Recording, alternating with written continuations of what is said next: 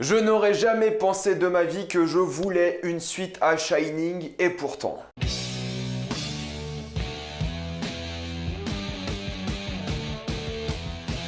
Dr. Sleep.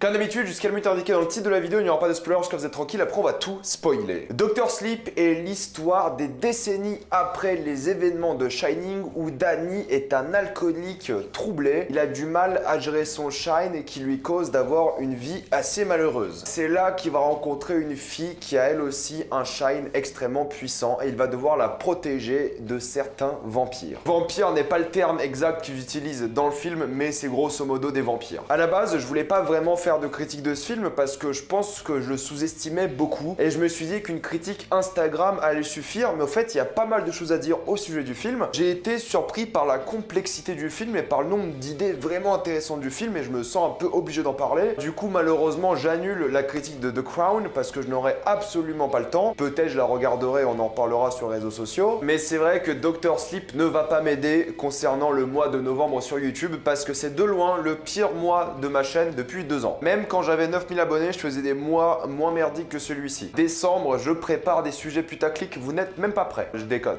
Enfin... on verra. Du coup, Dr. Sleep est réalisé par Mike Flanagan, qui est un réalisateur d'horreur que moi j'apprécie beaucoup dernièrement parce qu'il a fait l'une de mes séries préférées, The Haunting of Hill House. Et d'habitude, il bosse sur des petits films comme Hush, comme Gerald's Game. Et à chaque fois, ils sont pas incroyables, mais ils ont toujours un concept assez fort et c'est ça qui porte un peu le film. Il fait des films super efficaces avec quand même pas mal d'idées de mise en scène qui sont vraiment bien foutues. Et je trouve que c'est peut-être pas le metteur en scène d'horreur le plus intéressant à proprement parler, mais c'est le plus consistant et le plus plaisant à regarder.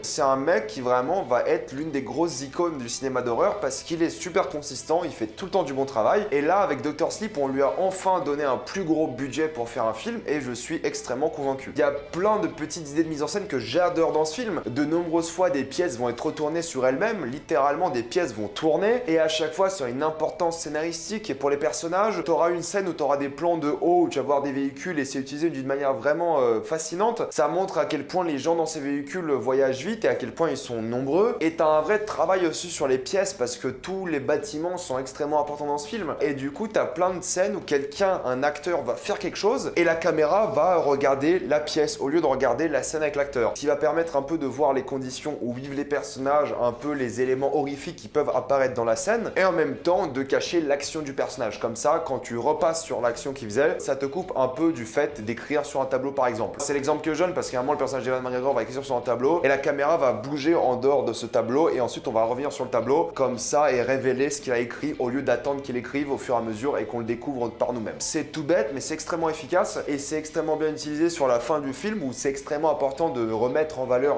certaines pièces et c'est vraiment du bon taf de metteur en scène. Et je parlerai de l'une de mes scènes préférées en spoiler mais c'est un vrai travail de mise en scène où vraiment tu vois le monde entier. J'en dirai pas plus mais c'était extrêmement bien fait et vraiment quand le mec a l'argent et c'est pas un huis clos parce que le Mike Flanagan a souvent fait des huis clos, tu vois qu'il est brillant quoi, tu vois qu'il est extrêmement efficace, tu vois qu'il comprend comment marche l'horreur et c'est pas un grand film d'horreur non plus dans le sens où il fait pas peur, mais il est assez angoissant, il y a aucun jumpscare, peut-être un au tout début mais c'est tout, et il y a un vrai respect pour le Shining original. Et pour le coup je trouve qu'on parle vraiment pas assez de ce film parce qu'en plus de ça on a un casting qui est vraiment très bon. Evan McGregor je l'ai trouvé extrêmement convaincant, je sais pas si j'aime plus Evan McGregor ou Rebecca Ferguson, je suis tombé un peu amoureux des deux encore, même si Evan McGregor ça fait longtemps que tout le monde est amoureux de lui, mais là Rebecca Ferguson et il surjoue un peu à certains moments je trouve, mais elle est vraiment charismatique en tant que méchante. Evan McGregor, bah c'est Evan McGregor, il fait toujours du bon taf et là il joue bien un Danny complètement torturé. Et la petite fille aussi je l'ai trouvée vraiment très convaincante, elle pourrait même à son âge jouer une méchante de film parce que t'as certaines scènes où elle est vraiment flippante et tu comprends un peu ses pouvoirs. Maintenant il faut quand même parler un peu de Shining, je pensais que ça va être une suite à Shining qui profite un peu de l'effet commercial de Shining. Pour ceux qui ne le savent pas, Dr. Sleep est écrit par Stephen King et la suite donc de Shining. Et vraiment je me suis dit ouais ça va être juste un film commercial, il n'y a pas vraiment d'importance à ce sujet-là. Et au fait, pas du tout. Le passé de Shining est extrêmement important et tout ce qui s'est passé dans ce film a un rapport direct avec Shining. Ça a été fait avec énormément de respect, les clins d'œil qu'il y a eu l'univers de Shining et en plus de ça, ils ont repris différents acteurs pour jouer les personnages de Shining. Danny est la mère de Danny parce qu'il fallait avoir différents acteurs et ils se sont pas fait chier. Ils ont assumé que c'était le même personnage mais ils ont juste changé les acteurs et c'est beaucoup mieux je trouve. Ça a été fait avec beaucoup de respect, c'est une suite vraiment logique qui se tient. Évidemment, c'est très différent de l'univers l'univers de Kubrick, mais il est extrêmement respectueux et ça mérite clairement l'appellation de suite de Shining. Et je pensais, comme d'habitude, les suites c'est un peu nul, surtout quand tu prends des films des années 80, tu vas refaire une suite, un remake, bon c'est un peu pourri. Et honnêtement, j'aurais pas honte de dire que la suite de Shining est l'une des meilleures suites que j'ai vues un classique comme ça. Mais il ne faut pas non plus penser que c'est de l'horreur psychologique comme Shining, c'est plus un film d'action d'horreur. Mais pour un film d'action, c'est un film extrêmement lent, il y a énormément de temps qui passe jusqu'au début de l'histoire. L'exposition mais vraiment énormissime, et pour que l'élément déclencheur arrive, il faut genre 1h, 1h10. Le film dure presque 2h40, donc c'est un très long film, mais c'est une aventure et vraiment c'est un film qui mérite sa durée parce que t'es juste satisfait de passer tes 2h40 au cinéma devant ce film. Je pense que pas mal de personnes vont s'ennuyer parce que c'est un rythme très lent pour le coup, mais moi j'étais embarqué quoi, j'étais embarqué par l'univers, j'étais embarqué par les pouvoirs, c'est pas non plus X-Men, on se calme, mais j'étais vraiment embarqué par l'ambiance du film, j'ai été hypnotisé par la mise en scène, par les acteurs, vraiment niveau rythme, je trouve que ça se passait plutôt bien, mais je peux comprendre la critique que certains pensent qu'il est trop long, mais pour moi c'était vraiment la durée parfaite, j'aurais rien rajouté, rien enlevé, c'est une fin extrêmement satisfaisante et qui conclut bien le film, ils ont utilisé le temps qu'ils ont eu vraiment à merveille. Après tout ce temps-là dans la même position, il faut admettre que ça fait mal aux fesses, mais franchement ça vaut le coup. Quand je vais voir Irishman au cinéma et ça dure 3h30, là je vais avoir mal au cul je pense. Et ce que j'aime beaucoup à propos des pouvoirs, c'est qu'ils ont vraiment installé des règles précises par rapport à comment fonctionnent les pouvoirs, et la règle précise est qu'il n'y a pas vraiment de fonctionnement. Donc ça peut permettre des fois des raccourcis scénaristiques, peut-être des facilités parce que du coup il faut juste utiliser ses pouvoirs, et à chaque fois les pouvoirs sont amplifiés, c'est pas comme si quelqu'un avait de la télékinésie, c'est juste que les gens ont des pouvoirs différents et le scénario fait vraiment avancer ses pouvoirs, et plus t'avances dans le scénario, plus t'as de nouveaux pouvoirs. Mais en même temps, je peux totalement comprendre que ce soit considéré comme un ressort scénaristique en disant voilà, on sait pas comment réaliser cette situation, on a qu'à donner de nouveaux pouvoirs à Ewan McGregor. Je comprends que ça peut être vu comme tel, mais je trouve que c'était vraiment bien exploité pour le coup. Tu savais qu'il y avait quand même des limites à ses pouvoirs, et tu comprenais vraiment l'échelle de ses pouvoirs, et je trouve que ça a été vraiment très bien écrit. Et même la musique, moi qui déteste les fameux violons que vous connaissez à chaque fois qu'il y a un jumpscare, il y en a un peu dans ce film, mais je trouve que de manière générale la musique est vraiment très efficace. Il y a un tambour qui revient comme un battement de cœur et je trouve ça extrêmement puissant parce que ça fait vraiment monter la tension, et quand tu es face à certaines scènes, ça fonctionne bien grâce à cette musique. Je trouve que le film ose vraiment par rapport à ses personnages. Il y a pas mal de scènes que j'ai trouvé vraiment mémorables. C'est un film dont je vais me rappeler parce qu'il y a des scènes qui sont vraiment puissantes en émotion, que ce soit par leurs éléments graphiques parce que c'est que des fois c'est un peu dégueulasse, mais aussi par les utilisations de scénario par rapport à l'ancien Shining et par les enjeux qu'ils ont mis entre les personnages. Quant à certaines scènes qui ont lieu et qui font vraiment du mal à certains personnages, tu ressens de l'émotion parce que tu t'es attaché à tous ces personnages, tu les comprends vraiment, ils sont bien écrits et t'as juste envie qu'ils réussissent. Et c'est aussi un film qui parle d'alcoolisme beaucoup parce que c'est quand même un Danny qui est traumatisé par sa vie, qui a du mal à s'en sortir, qui a vraiment beaucoup galéré, donc ça parle beaucoup d'alcoolisme. Ça parle aussi un peu du destin, il y a cette thématique qui revient un petit peu, mais ça parle avant tout du fait d'être soulagé, du fait de hausser un poids de ses épaules, d'où le nom Dr. Sleep, le fait de s'endormir, vraiment de passer à autre chose, de se libérer un peu de son passé et vraiment combattre ses démons. Et c'est très bien mis en valeur de manière métaphorique et physique dans le film, où le personnage de Danny aura littéralement des démons qu'il va mettre dans des cases psychologiques. C'est un peu son mécanisme de défense et ça peut être considéré comme métaphorique pour tous les problèmes d'une vie. Donc oui, ça parle de thématiques sérieuses. Oui, ça évoque vraiment le combat de l'homme contre son passé, contre ses plus grandes peurs. Et je trouve que ça a été très bien fait parce que l'horreur, c'est aussi ça. C'est vraiment montrer les difficultés de l'homme, la cruauté de l'homme, avoir plein de thématiques négatives par rapport à l'homme et voir l'homme les surmonter. Et Dr. Sleep, et je sais que ça a l'air d'un porno, mais pas du tout. C'est un film qui m'a énormément surpris. C'est peut-être pour ça aussi que je l'ai beaucoup apprécié, que j'avais pas du tout d'attente particulière. Je trouve vraiment que ça a été l'un des meilleurs films de cette année. J'étais vraiment énormément surpris et pour toutes les raisons que j'ai évoquées dans cette critique, la mise en scène, la musique, les choix de scénario qui sont vraiment très forts, les thématiques abordées, les acteurs, les personnages tourmentés, bref, pour moi c'est une totale réussite. Je ne peux que vous recommander ce film, que vous aimiez l'horreur ou pas. Ne vous inquiétez pas, ça fait pas très peur, il y a quelques éléments qui sont un peu dégueulasses, mais de manière générale, ça devrait aller pour toute personne ayant l'âge requis. Avant de passer en spoiler, parce qu'il y a quand même quelque chose à dire, pensez à vous abonner à la chaîne pour plus de vidéos, mettez un j'aime et partagez cette vidéo, ça aide beaucoup la chaîne. Si vous aimez la chaîne, pensez à soutenir gratuitement grâce au lien dans la description et dans le commentaire épinglé. Vous regardez une petite pub et moi ça me fait un peu d'argent, ou vous pouvez aussi faire un petit don. Suivez-moi sur Instagram pour des critiques exclusives, suivez-moi sur Twitter pour toutes les news et on spoil.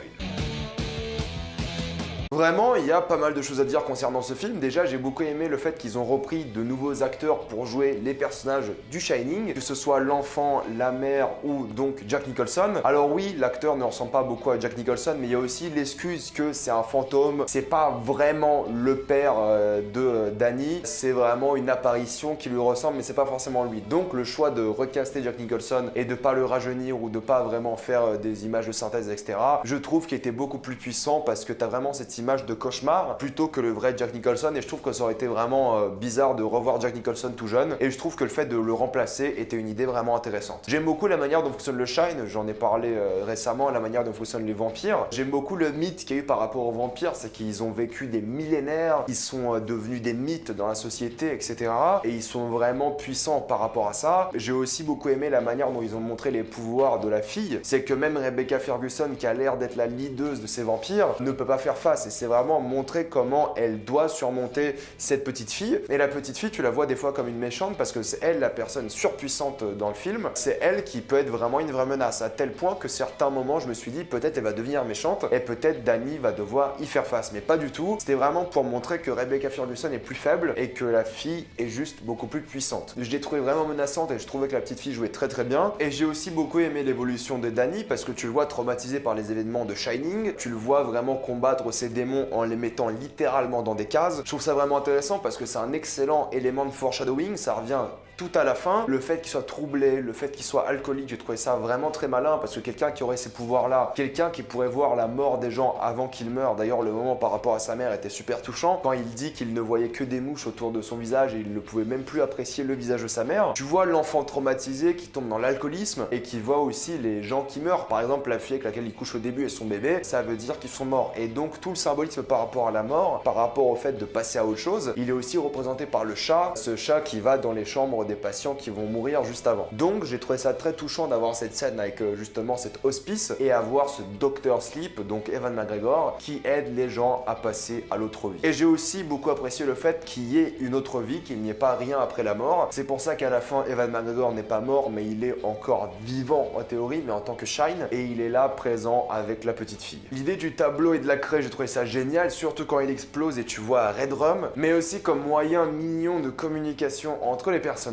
J'ai aussi beaucoup aimé voir des enfants se faire massacrer. Alors ça peut paraître un peu bizarre, mais c'est vrai que c'est pas souvent que tu vois des enfants souffrir au cinéma, et ça montre vraiment la cruauté de ces vampires, et ça montre à quel point ils feraient tout pour être plus en vie et pour être vraiment éternel. D'ailleurs, en parlant d'éternel, la personne qui ne l'a pas été, et c'est un peu sale comme transition que je viens de faire, mais la mort du meilleur ami de Danny était touchante. Les derniers mots de la femme étaient kill yourself, donc il se suicide, et il n'a juste pas hésité une seule seconde, il s'est juste suicidé, et t'es en mode putain mec, il était cool. Donc tu ressens des choses évidemment, et je pense que là où ils ont fait un choix intéressant, c'est de retourner donc à Shining, et je trouve ça pas du tout forcé, parce que tu vois donc l'hôtel qui est en pagaille, mais tu vois les esprits qui sont toujours présents, et je dois avouer que lorsque Rebecca Ferguson se fait tuer par les démons de Danny, et que Danny se fait ensuite choper par ces démons, ça montre à quel point l'Overlook Hotel était néfaste, parce que t'as vraiment ce soulagement quand Rebecca Ferguson décède, mais après tu te rappelles, merde, ils sont dans l'Overlook Hotel, faut vraiment qu'ils se cassent d'ici. Mais c'était très intelligent de la part de Danny de cramer l'hôtel, et ce qui était cool, c'est que Stephen King n'a jamais réellement apprécié Shining, il a toujours dit très publiquement qu'il n'a pas apprécié le film, et l'une des choses qu'il n'a pas du tout apprécié, c'est que dans le film Shining, l'hôtel à la fin est glacé, il y a vraiment une sorte de froid qui s'abat sur l'hôtel, alors que dans le livre, l'hôtel brûle. Donc là, j'ai trouvé ça malin d'utiliser l'hôtel qui brûle pour un peu réconcilier, on va dire, Stephen King avec le film original, et c'était une belle manière de conclure vraiment cette saga de 2 épisodes sur l'Overlook Hotel. Parce que c'est un peu ça, c'est vraiment le traumatisme de l'Overlook Hotel, c'est tout ce que Shining a fait sur ces personnes. Je pense que je vais m'arrêter là, j'ai vraiment beaucoup aimé ce film, donc je ne peux que vous le conseiller. Mettez-moi dans les commentaires ce que vous en avez pensé, avez-vous adoré, détesté dans les commentaires. Pensez à vous abonner à la chaîne pour plus de vidéos, mettez un j'aime et partagez cette vidéo, ça aide beaucoup la chaîne. Si vous aimez la chaîne, pensez à la soutenir sur Utip en faisant un don ou en regardant une petite publicité, ça me ferait un peu d'argent. Suivez-moi sur Instagram pour des critiques exclusives, suivez-moi sur Twitter pour toutes les news, et salut à tous.